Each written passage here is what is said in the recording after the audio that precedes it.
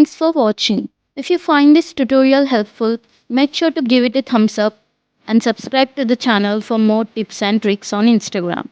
Don't forget to hit the notification bell so you never miss an update. Leave a comment below if you have any questions or suggestions for the future videos. See you in the next one.